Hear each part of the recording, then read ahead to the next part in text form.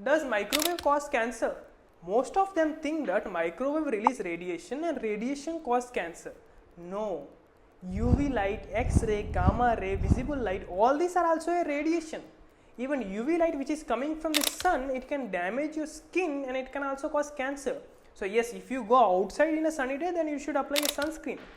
Phones and microwaves do not have that much radiation so that it can damage your DNA. What microwave actually do is it just reheat the water molecules which is present in the food itself. So yes, if you are using microwave, then it is completely safe, use it.